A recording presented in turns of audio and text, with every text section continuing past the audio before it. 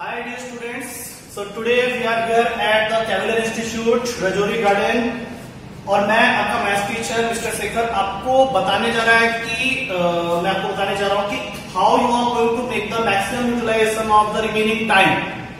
ठीक है, आपका जो मैथ्स का पेपर है जो कि काफी पहले से पोस्टपोन होता हुआ आया है, फर्स्ट पेपर आपका ऑलरेडी पोस्टपोन हो गया है। Now you are going to give this paper on September 6 NDA 1 और NDA 2 आपको नोटिफिकेशन मिल गई होगी कि इस बार ये दोनों papers for the first time combined होंगे। तो ये जो आपके पास में बचा हुआ टाइम है, in that if you are looking for the strategies, अगर आप ये ढूंढ रहे हो कि किस तरह से मैं मैथमेटिक्स को इन लास्ट 2 मंथ्स में कुछ ऐसा करें, कुछ ऐसा जादू मिले कि मैं इसको इजिली क्रैक कर सकूं, तो this video is a must for all you people. तो इस वीडियो के एंड में अगर आपको लगता है कि इस वीडियो को देख के आपको कुछ सीखने को मिला and you want to do the course with us, then you can contact us at this given number and this is our address detail. तो इस वीडियो में मैं आपको ये बताऊंगा कि ये जो लास्ट 2 मंथ्स आपके पास में है, in that what is the course structure, NDA maths में आपके क्या क्या टॉपिक्स होते हैं, किस तरह से आपको प्लान आउट करना है, किस टॉपिक के ऊपर ज्यादा क्वेश्चंस आते हैं, किस टॉपिक पे कम क्वेश्चंस आते हैं, तो किस तरह से आप अपने मेंटल फ्रेमवर्क को बनाओगे जिससे कि आप easily out of 120 questions you can do maximum number of questions, right. तो इसके लिए मैं इस वीडियो को स्टार्ट कर रहा हूं। सबसे पहले बात करते हैं हमारे कोर्स स्ट्रक्चर। कोर्स स्ट्रक्चर में जैसा कि पेपर का सिलेबस आप देख रहे हो, टोटल 120 क्वेश्चंस हैं और इनको आपको करना है 2 आवर 30 मिनट्स में। तो अप्रोक्सीमेटली आपको क्या मिला, 120 क्वेश्चंस करने के लिए 150 मिनट का टाइम है। और अगर आप यहाँ पे थोड़ा सा मैथ्स और लगा लो तो 1 क्वेश्चन को आपको कवर करना है इन 1 मिनट 15 सेकेंड्स। अब अगर मैं आपका लास्ट एग्जाम देखूं तो लास्ट एग्जाम जो कि अगर आप लोगों ने पहली बार एनडीए देने का सोचा है, अब अभी जस्ट फ्रेश निकले हो प्लस 2 के एग्जाम को देखे, तो आपको कोई आइडिया ही नहीं होगा इस पेपर में होता क्या है। अब आप लोगों में से कुछ लोग ऐसे भी होंगे जिनका ये सेकंड या थर्ड अटेम्प्ट होगा, तो उनको ये आइडिया होगा कि ऑब्जेक्टिव पेपर्स को करते समय क्या होता है, क्या फीलिंग आती है। क्योंकि जो बच्चा प्लस 2 के बाद डायरेक्टली पेपर देने जा रहा है, उसको एक हैबिट है कि he used to write steps while solving the question. Board का पेपर अगर आप इमेजिन करो, आपको याद होगा कि you have got questions in your board paper which is all subjective in nature except section A question, जहां पे आपके 10 क्वेश्चन वो थोड़े से वन लाइनर होते हैं, नहीं तो सेक्शन बी और सेक्शन सी के जो क्वेश्चंस होते हैं they are all subjective in nature. तो आपके स्कूल में ये एम्फेसिस दिया जाता था, बोर्ड के पेपर में ये एम्फेसिस दिया जाता था कि they have to write every answer in a very descriptive way और हर स्टेप के मार्क होते थे। लेकिन यहाँ पे ये सारी चीजें नहीं है। यहाँ पे अगर आपको एक क्वेश्चन आता है तो आप उस क्वेश्चन को कर सकते हो और उसको ठीक कर सकते हो, वहां पे कोई आपका स्टेप्स नहीं देता। तो यहाँ पे सबसे पहले तो ये डिफरेंशिएट करना बहुत जरूरी हो जाता है कि मैं किस तरह से ऐसे पेपर में अप्रोच करूं। क्योंकि ये जो मैं आपको टाइम दिखा रहा हूं कि एक क्वेश्चन करने के लिए 1 मिनट 15 सेकेंड्स आपको मिलेंगे, तो इस 1 मिनट 15 सेकेंड्स में आपको क्या क्या करना होगा। सबसे पहले आपने क्वेश्चन देखा, उसको पढ़ा, उसके बाद उसको समझा, फिर उसको आप ट्राई करने गए, ट्राई किए, 2 पॉसिबिलिटीज है, हो सकता है नहीं हो सकता है, मान लो हो गया, आपको लग रहा हो गया, आप उसको लिए और फिर आपके पास में OMR शीट होती है जिसपे आपको आंसर को गोला लगाना होता है। तो ये सारा प्रोसेस आपको करना कितने देर में है, 1 मिनट 15 सेकेंड्स में। और आपको हैबिट क्या है कि आप पूरा स्टेप्स लिख लिख के करते हो। तो यहाँ पे आपको ढूंढना पड़ेगा, you have to search for an institute, you have to search for a teacher जो कि आपको टैक्टिक्स बताएगा कि किस तरह से इन पेपर्स को हम लोग अप्रोच करें, किस तरह से हम अपनी प्लानिंग करें, किस तरह से हम लोग अपनी स्ट्रेटेजी बनाएं, जिससे कि ये सारा प्रोसेस इतने टाइम के अंदर हो जाए। And again I will say कि ये पॉसिबल नहीं होगा आपके लिए कि आप 120 के 120 क्वेश्चंस कर सको। और पेपर में वो हमेशा क्या करता है कि he will be giving you somewhere around 60 to 70 questions, जो कि अगर आपने ढंग से पढ़ाई की है प्लस 2 में और आपने एक अच्छे टीचर से कोचिंग ली है तो आप इजीली कर सकते हो। ठीक है, तो आज की वीडियो में मैं आपको अब नेक्स्ट बताने जा रहा हूं आपके कोर्स स्ट्रक्चर के बारे में। साइड बाय साइड में आपको गाइडलाइंस भी देते रहूंगा कि किस चैप्टर से कितने क्वेश्चंस आते हैं, क्या आता है इसके अंदर में, तो आप किस तरह से उसको प्रिपेयर करोगे।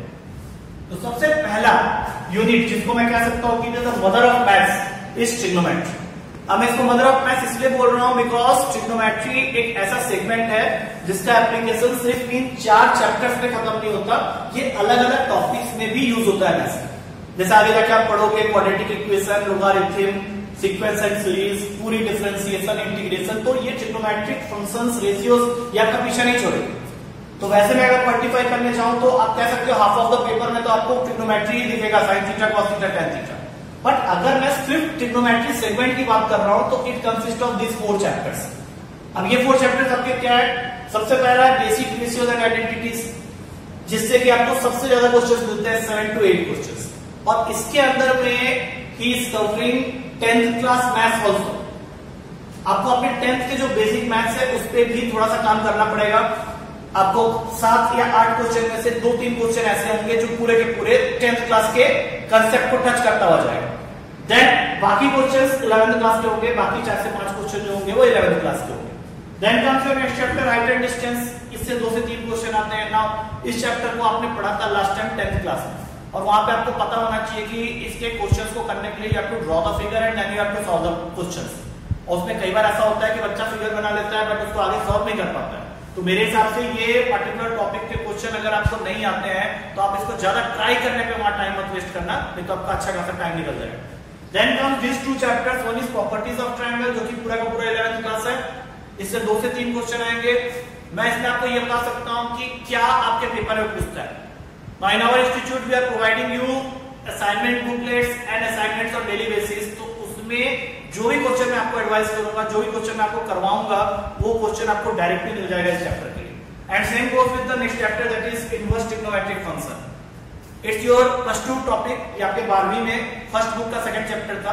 बोर्ड में भी इसका वेटेज 2 ही क्वेश्चन का था, यहाँ पे भी आप देख सकते हो 2 या 3 क्वेश्चन आएगा। इसके लिए भी मैं आपको यही एडवाइस करूंगा कि just follow up my notes, my assignments which I will be providing it in the institute. उसके बाद आप यहाँ पे काउंट कर सकते हो, it is coming somewhere around 15 questions from this particular topic. अब नेक्स्ट जो सेगमेंट है आपका आने वाला है वो है कोऑर्डिनेट ज्योमेट्री। अब कोऑर्डिनेट ज्योमेट्री जो होता है that is divided into 2 parts, one is 2D and one is 3D। अब ये जो 2D होता है ये पूरा का पूरा 11th क्लास होता है। इस 2D के अंदर में आपको क्या क्या टॉपिक मिलेंगे मैं आपको एक बार बता देता हूं। सबसे पहले आ गया स्ट्रेट लाइन और उसके बाद आएगा कोनिक सेक्शन। अब फिर से मैं स्ट्रेट लाइन के बारे में ये बात कहूंगा कि अगर इससे 6 to 7 क्वेश्चंस आ रहे हैं तो उनमें से 2 क्वेश्चन ऐसे होंगे जो 10th क्लास को टच करता हुआ जाएगा, और बाकी 4 से 5 क्वेश्चन जो होंगे that will B entirely from 11th class. यहाँ पे आपको कंसेप्ट सब सारे समझ में आने चाहिए। 10th क्लास का तो आपका सेक्शन फॉर्मूला, डिस्टेंस फॉर्मूला पे वो हर साल एक या 2 क्वेश्चन देता है। बाकी ज्यादा इंपॉर्टेंट होता है slope concept, angle between 2 lines. ये उसका फेवरेट टॉपिक होता है जहां से वो क्वेश्चंस पूछता है with regard to this chapter. उसी में 11th क्लास में आपका कोनिक सेक्शन करके एक टॉपिक हुआ करता था। It has got this 4 topics starting with circle, then parabola, ellipse, hyperbola. Paper में वेटेज के हिसाब से सर्कल आपको 2 से 3 क्वेश्चन देगा, और पैराबोला, एलिप्स और हाइपरबोला पूरी की थ्योरी आप करोगे जो कि काफी सारे फॉर्मुलाज होते हैं, तो वो आपको भी 2 से 3 क्वेश्चन देंगे। तो यहाँ पे बच्चा पूछता है कि सर इतने सारे फॉर्मुलाज पढ़ के मैं क्या करूंगा, आने तो सिर्फ 2 या 3 क्वेश्चन है। तो मेरे हिसाब से आपको ये टॉपिक जरूर करना चाहिए क्योंकि इसके क्वेश्चन बहुत डायरेक्ट होते हैं। यहाँ पे आपको याद होगा latus rectum, eccentricity, equation of ellipse, equation of hyperbola, ऐसे क्वेश्चंस होते थे जो कि डायरेक्ट फॉर्मुला बेस होते हैं। और यहाँ पे मैं आपको यही एडवाइस करूंगा कि आपके पास जो असाइनमेंट बुकलेट है अगर आप उसको पूरी तरह से कर लेते हो तो इस पर्टिकुलर सेगमेंट में आपको कोई दिक्कत नहीं है। You may face some problems in the questions of circle and straight line because वहां पे एक दो क्वेश्चन को ऐसा दे सकता है जहां पे आपको थोड़ा सा सोचना पड़ेगा। But again I will advise you कि अगर आपका सोचने का टाइम कम है तो आप उन क्वेश्चंस को स्किप कर लो, बाकी क्वेश्चंस कर लो। तो वेटेज वाइज काउंट करके देखो, ये आपको अभी फिलहाल हाफ मैंने 2D बोला है तो ये 15 क्वेश्चन आपको 2D दे रहा है। उसके बाद आता है इसके अंदर में 3D जो कि पूरा का पूरा 12वीं क्लास है। आपके पास में वेक्टर का नॉलेज होना चाहिए जो कि आपको 12वीं क्लास करने के बाद ही मिलता है। You should be good with the dot product, cross product, collinearity, copolarity of the vectors. किस तरह से आप वेक्टर का डॉट प्रोडक्ट करोगे, किस तरह से वेक्टर का क्रॉस प्रोडक्ट करोगे। तो assignment booklet provided by us will cover out of 7 to 8 questions, 4 question या 5 क्वेश्चन डायरेक्ट असाइनमेंट बुकलेट के। बाकी 3 के लिए आपको थोड़ा सा प्रीवियस ईयर की बुक्स भी देखनी पड़ेगी। आप 10 ईयर शॉर्ट पेपर्स की एक बुक ले लो, अरिहंत की बुक होती है, काफी अच्छी बुक होती है, वहां पे सॉल्यूशंस काफी अच्छे दिए होते हैं, तो उसकी आपको थोड़ी प्रैक्टिस करनी पड़ेगी if you want to do better. Now again comes 3D. ये पूरा का पूरा +2 का टॉपिक है जिसमें आपको किन चीजें डिस्कस करनी होंगी, लाइन, प्लेन एंड स्केल। और ये जो भी बच्चा 11 से 12 में जाता है उसको ये टॉपिक में थोड़ी दिक्कत आती है। क्योंकि जब तक आप इसके पूरे कंसेप्ट को नहीं जानते हो तब तक आपको ये टॉपिक करने में थोड़ी दिक्कत आएगी। तो मैं आपको बिल्कुल ग्रासरूट लेवल्स ले जाऊंगा वेक्टर और 3D में, so that you can easily do 15 questions which will be definitely coming from this two, that is vector and 3D। ये मिला के ही आपका 3D बनता है। तो 15 क्वेश्चन यहाँ बन गया, 15 पिछला था। कोऑर्डिनेट ज्योमेट्री आपको टोटल 25 से 30 क्वेश्चन पेपर में देता है। Then comes our next segment, that is calculus. अब कैलकुलस हो जाता है स्किल्स, ये होगा एक पूरा मेथड। मतलब आपको यहाँ पे ये चीज जाननी पड़ेगी कि अगर आपको डिफरेंशिएशन और इंटीग्रेशन के बारे में नॉलेज नहीं, जैसे कि इंटीग्रेशन पूरा का पूरा 12वीं क्लास, अब जिसने 12वीं नहीं की है वो एनडीए देने जा रहा है तो उसको ये टॉपिक थोड़ा सा हार्ड ही लगेगा, क्योंकि इंटीग्रेशन एक पूरा प्रोसेस होता है। हम लोग इन शॉर्ट ये भी कह सकते हैं कि डिफरेंशिएशन का जो इनवर्स प्रोसेस होता है वो इंटीग्रेशन होता है। बाकी डेरिवेटिव्स या डिफरेंशियल कैलकुलस जो है उसके बारे में आपको हल्का फुल्का इंट्रोडक्शन 11th क्लास में मिल जाता है। You have got topics in 11th class related to differential calculus. Weightage की बात करें आगे जाके, तो डिफरेंशियल कैलकुलस के अंदर में you will be getting questions from limits and continuity, then derivatives and then AOD. AOD क्या है? That is application of derivatives. तो आपको अगर लिमिट्स एंड कंटिन्यूटी के बारे में पूछा जाए तो 11th क्लास में you have got a topic of limits, लेकिन वहां पे आपको एक बहुत स्पेशल रूल नहीं बताया गया होगा जो कि प्लस 2 का टीचर आपको नहीं बताता है, because that is not allowed in plus 2, that is called L hospital rule. और आपके पेपर में यूजुअली वो जो क्वेश्चन देता है 4 से 5, इसमें से 2 क्वेश्चन तो कंटिन्यूटी के हो गए, लेकिन बाकी जो 2 या 3 लिमिट्स के क्वेश्चन होते हैं तो that usually gets covered by L hospital rule. तो अगर आप सिर्फ एल हॉस्पिटल रूल सीख जाओ तो आपके ये 5 में से 3 क्वेश्चन पक्के हो जाएंगे। बाकी अगर आपने कंटिन्यूटी के बारे में पढ़ाई की हुई है तो डेफिनेटली आप वो क्वेश्चन कर सकते हो, otherwise I will guide you how to do those type of question. Then comes derivatives. आपको डिफरेंशिएशन करना आना चाहिए, क्योंकि यूजुअली बच्चों को डिफरेंशिएशन तो आता है, इंटीग्रेशन नहीं आता है। डिफरेंशिएशन के डिफरेंट टाइप्स होंगे, मैं आपको बेसिकली बता दूंगा जो आपके लिए इंपॉर्टेंट है। जैसे अगर आप ध्यान से देखो तो आपके पेपर में पैरामेट्रिक फॉर्म के ऊपर में क्वेश्चन जरूर आता है, चेन रूल के ऊपर में क्वेश्चन जरूर आता है। तो भले आप कुछ करो या ना करो, ये दोनों जो प्रोसेस होता है इसको अच्छी तरह से सीख के रखें। एओडी स्पेसिफाइड नहीं होता क्योंकि इसमें ये काफी लेंथी टॉपिक है, जिसमें आपका जो पूरा कोर छुपा हुआ है डिफरेंशिएशन का वो इसके अंदर है। यहाँ पे आपको minimum value, maximum value, increasing function, decreasing function, इन पे ज्यादातर क्वेश्चन आपको मिलेंगे। इसलिए मैंने इसका वेटेज ज्यादा रखा है, 7 से 8 क्वेश्चन। और इन शॉर्ट अगर आप देखो तो आपके 15-20 क्वेश्चन जो है वो डिफरेंशियल कैलकुलस से ही निकल रहा है। उसके बाद आता है आपका 12वीं क्लास का टॉपिक, दैट इज इंटीग्रेशन। यहाँ पे मैंने पहले ही लिख दिया इंटीग्रेशन। इंटीग्रेशन वैसे 2 टाइप्स के होते हैं, definite integration and indefinite integration. और अगर आपने ये सीखा हुआ है तभी ये 6 से 7 क्वेश्चन आप पकड़ पाओगे, नहीं तो आपको वो क्वेश्चन छोड़ने पड़ेंगे। बाकी मेनली जो इसमें मेथड्स होते हैं वो होता है by parts and by substitution. अगर आपने पढ़ा है तो आपको आइडिया होगा इसके बारे में, and definitely you will covering questions from there. Area under the curves, again a chapter which is something to deal with figures. यहाँ तो आपको फिगर बनाना है, सॉल्व करना है, बट मैं इसके लिए आपको शॉर्टकट्स गाइड करूंगा। यहाँ पे मैं आपको कुछ शॉर्टकट बताऊंगा एरिया अंडर द कर्व्स का, जिसकी वजह से आपको क्वेश्चन सॉल्व नहीं करना पड़ेगा। You don't have to draw the figure, you even don't have to integrate it. आप सीधा एक फॉर्मूला लगाओगे, आपको आंसर्स मिल जाएंगे, बट वो डिपेंड करता है कि आपका क्वेश्चन किस तरह से उसमें आ रहा है। तो एरिया अंडर द कर्व्स से आपको 2 क्वेश्चंस मिलेंगे, बट मैं आपको यही बता रहा हूं कि यहाँ पे आपको शॉर्टकट का इस्तेमाल करना पड़ेगा, क्योंकि यहाँ पे अगर आप फिगर ड्रॉ कर रहे हो फिर इंटीग्रेशन कर रहे हो तो it will take some time. और बेसिकली जो क्वेश्चंस 2 आते हैं उसमें से एक क्वेश्चन डेफिनेटली शॉर्टकट का होता है, जो कि मैं आपको गाइड कर दूंगा। Next chapter is your differential equation. आप ये कह सकते हो कि डिफरेंशियल इक्वेशन एक तरह से आपको रिवाइज करवा देगा बोथ डिफरेंशिएशन एंड इंटीग्रेशन। इस वजह से इसका जो वेटेज है वो भी ज्यादा हो गया, 6 से 7 क्वेश्चन, जिसमें से you can say 3 questions will be there that will be based on formation of differential equation.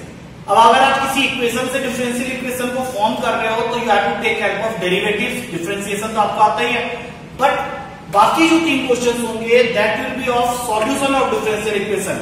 मतलब डिफरेंशियल इक्वेशन से आपको वापस इक्वेशन में जाना है, तो that is process is just reverse process of differentiation. तो वहां पे आपको इंटीग्रेशन यूज करना पड़ेगा। तो if you are good with integration, आपने प्लस 2 में ढंग से पढ़ाई की है तो आप इजीली वो कर सकते हैं। आपको पता होगा वहां पे कुछ मेथड्स होते हैं like variable separable method, linear differential equation, homogeneous equation. इन सब के बारे में हम लोग बात भी करेंगे जब हम लोग क्लास करेंगे, राइट। उसके बाद सबसे लास्ट सेगमेंट में जाने से पहले आप यहाँ पे काउंट कर लो, ये डिफरेंशियल कैलकुलस और इंटीग्रल कैलकुलस मिला के जो आपका कैलकुलस बनता है that also gives you 25 to 30 questions. उसके बाद आपका लास्ट सेगमेंट जो है टिल नाउ जो हमने काउंट किया है तो उसमें we have already counted somewhere around 60 questions. अब बचे हुए जो हाफ ऑफ द पेपर है दैट इज ऑफ अलजेब्रा, और इसमें जो मेनली टॉपिक्स होते हैं ये 11th क्लास वाले बच्चों के लिए ज्यादा फायदेमंद होगा, क्योंकि इसमें बहुत सारे टॉपिक्स 11th क्लास के टॉपिक्स हैं। तो सबसे पहले टॉपिक है बाइनरी नंबर, जो कि आपको पेपर में 1 to 2 क्वेश्चन देगा। अब ये कोई पार्टिकुलर क्लास का टॉपिक नहीं है, ना तो ये 11वीं की बुक में है ना 12वीं के बुक में। It is simple process of adding subtracting, जहां पे आपका सिर्फ कैलकुलेशन स्किल्स देखा जाएगा।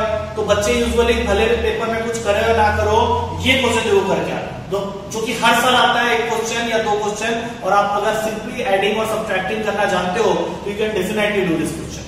Then comes logarithms. अब ऐसे लोगारिथम को वेटेज मैंने 1 to 2 क्वेश्चन दिया है, बट ये भी कुछ हद तक ट्रिग्नोमेट्री जैसे ही है, क्योंकि लोगारिथम एक फंक्शन होता है जिसका यूज कई बार हम लोग क्वेश्चन करते समय ट्रिग्नोमेट्री में भी करते हैं, क्वाड्रेटिक में भी करेंगे, सीक्वेंस एंड सीरीज चैप्टर में भी करेंगे, देन आप लगा लो कैलकुलस में भी काफी जगह में इसका यूज होता है। You have got a topic like logarithmic differentiation, तो इस वजह से इसका वेटेज ज्यादा हो जाता है। लेकिन लोगारिथम्स के लॉस को लेके जो क्वेश्चन होते हैं वो 1 to 2 क्वेश्चन होते हैं, जो कि बेसिकली इजी आता है। तो ये 2 टॉपिक आप हमेशा टारगेट करना कि करके आने का। देन कम्स इंपॉर्टेंट चैप्टर की अगर मैं बात करूं जहां से ज्यादा क्वेश्चन आते हैं, तो that is quadratic equation and complex number. अब मैंने इन दोनों टॉपिक्स को एक साथ इसलिए लिखा है क्योंकि कहीं ना कहीं इसके कुछ कंसेप्ट ऐसे होते हैं जहां पे ये मिक्स हो जाते हैं। जैसे आप क्वाड्रेटिक इक्वेशन सॉल्व कर रहे हो तो एक पर्टिकुलर केस में आपको कहना पड़ता है कि रूट्स आर इमेजिनरी, तो वो जो रूट्स इमेजिनरी होता है तो that gives rise to complex number category, और इस वजह से इसका जो वेटेज है ये 10 से 11 क्वेश्चन का है। इसमें बहुत सारे टाइप के क्वेश्चन बनते हैं, बट आप इसमें ध्यान रखना, आपको एक लिमिट आएगा जब आपको ये डिसाइड करना होगा कि which particular part you are not going to attempt in the paper. Complex number में जब आप आर्गेंट प्लेन के ज्यादा डीप में जाने लगते हो तो वो आपकी रिक्वायरमेंट से बाहर है, आप वहां पे स्किप कर सकते हो, क्योंकि आपके पेपर में वैसे क्वेश्चंस आते नहीं है। हल्के फुल्के आर्गेंट प्लेन को टच करते हुए क्वेश्चंस बनते हैं, बाकी क्वाड्रेटिक इक्वेशन के क्वेश्चन बहुत नॉमिनल होते हैं। उसमें अगर आपको मॉडुलस वाला क्वाड्रेटिक इक्वेशन का क्वेश्चन मिलता है तो वहां पे थोड़ी सी मुझे एक्सप्लेनेशन देने की जरूरत है, जो कि मैं आपको जरूर दे दूंगा। Then comes your sequence and series topic. Sequence and series में से आपने एपी तो 10th क्लास में ही पढ़ लिया था। In 11th we have come to know about GP and HP. Simple topic है, थोड़ा सा केयरफुल होना पड़ता है, बाकी इसके भी जो क्वेश्चंस होते हैं बहुत प्रिडिक्टेबल होते हैं। यहाँ पे मैं अगेन आई विल से कि जो असाइनमेंट बुकलेट यहाँ पे प्रोवाइड किया जाएगा वहां पे जो क्वेश्चंस का आपको नेचर दिखेगा दैट इज एग्जैक्टली सेम जो कि आपके पेपर में आने वाला है। उसके बाद आपका नेक्स्ट होता है एक बहुत इंपॉर्टेंट टॉपिक है, मैं यहाँ दिखा दूं, स्टैटिस्टिक्स। ये टॉपिक और प्रोबेबिलिटी टॉपिक मिला के लास्ट टाइम आपके पेपर में 19 क्वेश्चन है, इसीलिए मैंने इसका जो एवरेज किया है तो ये मैंने 16 से 17 के बीच में रखा है, 9 क्वेश्चन 7 क्वेश्चन, क्योंकि स्टैटिस्टिक्स एक लौता टॉपिक है और प्रोबेबिलिटी एक लौता टॉपिक है। ये ऐसे 2 टॉपिक है जो कि काफी सारे क्लासेस को कवर करता होता है। Like if you talk about statistics, तो स्टैटिस्टिक्स तो आपकी 6th क्लास के बुक से आ गया था, 6, 7, 8, 9, 10, 11। अब इसमें बहुत सारी चीजें होती है, जैसे मीन निकालना, मीडियन निकालना, मॉड निकालना, वेरियंस निकालना, स्टैंडर्ड डेविएशन निकालना। उसके अलावा you will be getting theory questions out of that. फिर इसमें एक छोटा सा पार्ट होता है कोरिलेशन रिग्रेशन का। तो ये सब मिला के अगर वो हर किसी से 2-2 क्वेश्चन भी देता है तो ऑटोमेटिकली इसका वेटेज 8 to 9 क्वेश्चन का हो जाता है। यहाँ पे आपको सिर्फ ध्यान रखना है कि अनग्रुप डेटा के जो क्वेश्चन होते हैं वो आप डेफिनेटली कर लोगे। ग्रुप डेटा पे आपको टेबल ड्रॉ करने की जरूरत पड़ती है, तो वहां पे आप देख लेना कि are you going to take the time there on. Otherwise ये चैप्टर आप कर सकते हो। कोरिलेशन रिग्रेशन एक छोटा सा पार्ट होता है जिससे 2 क्वेश्चन हर साल आता है, वो टॉपिक मैं आपको बहुत अच्छे से करवा दूंगा ताकि आपके 2 क्वेश्चन श्योरली इस चैप्टर के पक्के हो जाए। उसके बाद सेट थ्योरी। सेट थ्योरी तो आपके 11th क्लास का टॉपिक है।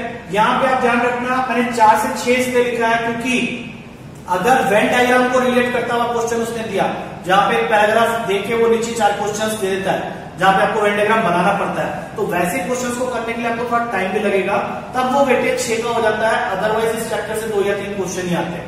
दैट टू वो थ्योरी चैप्टर है, थ्योरी क्वेश्चंस होते हैं उसके अंदर में कि टाइप्स ऑफ सेट क्या है, null set, empty set, subset, इसके ऊपर में क्वेश्चंस पूछता है। Then comes permutation and communication. अच्छा, रिलेशन फंक्शन सेट थ्योरी के साथ रिलेट होता हुआ चैप्टर है। मतलब सेट थ्योरी में जब आप बेसिक ऑपरेशंस कर रहे होते हो like union, intersection, difference, complement और फिर जाके मल्टीप्लीकेशन, तो जहां आपने मल्टीप्लीकेशन किया आप चले गए रिलेशन के अंदर। रिलेशन एंड फंक्शन को मिला के 5 से 6 क्वेश्चन होते हैं। आप इसमें ध्यान रखना, फंक्शन वाला पार्ट जो है वो डिफरेंशियल कैलकुलस में भी होगा। तो फंक्शन को लेके बहुत लोगों के दिमाग में बहुत सारे क्वेश्चन होते हैं कि सर ये थोड़ा टफ होता है। तो मैं आपको ये बता दूं कि फंक्शन के बेसिकली 5 टाइप के क्वेश्चन आपके पेपर में पूछे जाते हैं हर साल, जिसमें एक क्वेश्चन जरूर होता है डोमेन एंड रेंज के ऊपर, एक क्वेश्चन पक्का होता है इनवर्स फाइंडिंग के ऊपर में, दूसरा तीसरा क्वेश्चन जो होता है वो कंपोजिट फंक्शन पे होता है जहां पे आप एफओजी जीओएफ निकालते हो। तो अगर आपको ये सब बातें पहले से मालूम होगी तो आपका एरिया डिफाइन हो जाएगा। ये तो बच्चे इसके अंदर पता नहीं क्या क्या पढ़ते रहते हैं, तो उतनी सारी चीजें आपको पढ़ने की जरूरत नहीं है। बाकी रिलेशन का डायरेक्ट क्वेश्चन होता है, वो आपको रिलेशन आइडेंटिफाई करने के लिए देता है। आपके पास में 4 टाइप के रिलेशन है, रिफ्लेक्सिव, सिमेट्रिक, ट्रांजिटिव, इक्विवेलेंस, तो वो उस पर एक क्वेश्चन जरूर देगा। Then comes permutation, combination, probability. इन दोनों को मैं मिक्स कर रहा हूं क्योंकि पीएनसी और प्रोबेबिलिटी कहीं ना कहीं मिक्स हो जाते हैं। प्रोबेबिलिटी के कुछ क्वेश्चन इस तरह के होते हैं जहां पे परम्यूटेशन कॉम्बिनेशन का वो हिंट लेता है, उसकी थ्योरी को यूज करता है। अगर आप ध्यान से देखो तो परम्यूटेशन कॉम्बिनेशन जो है वो पूरा का पूरा 11th क्लास का टॉपिक है, जहां पे आपको permutation combination, seating plan, arrangement, selection के क्वेश्चंस थे। हर बार पेपर में 4 से 5 क्वेश्चन आपको मिलता ही मिलता है।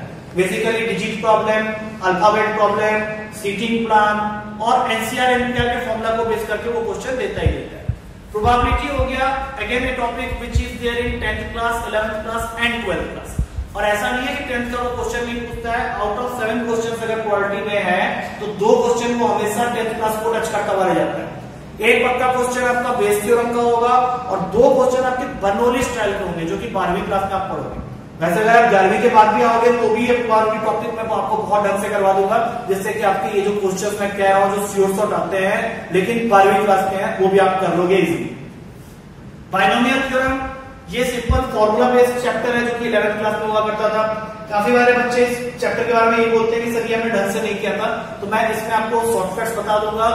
12-13 शॉर्टकट्स होते हैं इसके अंदर में अलॉन्ग विद थ्योरी, जो कि आपको इजीली इस चैप्टर को कवर करवा देगा और इससे क्वेश्चन डायरेक्ट आते हैं, ज्यादा ट्विस्टेड टर्न इस चैप्टर से होता ही नहीं। उसके बाद सबसे लास्ट में आता है मैट्रिक्स एंड डिटर्मिनेंट्स। तो ये पूरा का पूरा थ्योरी बेस्ड चैप्टर है। यहाँ पे आपको बेसिक चीजें पता होनी चाहिए, लाइक वो हमेशा टाइप्स ऑफ, बेसिकली इसमें XYZ फाइंड करने वाले ग्रामर रूल और solution of linear system equation को लेकर क्वेश्चंस बनते हैं और वो हर साल आते हैं।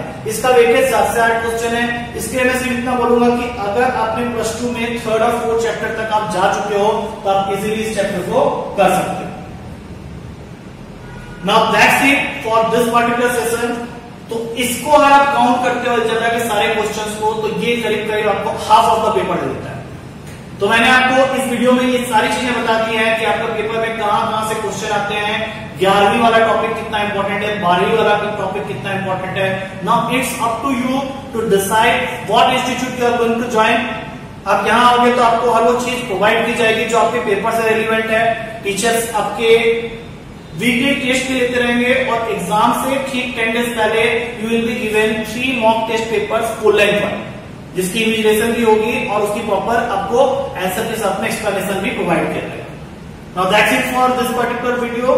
आप मुझे बताना अगर आपके और कोई भी क्वेरीज है तो you can ask through that particular number जो कि मैंने आपको पहले डिस्प्ले में दिया। Thank you to all of you.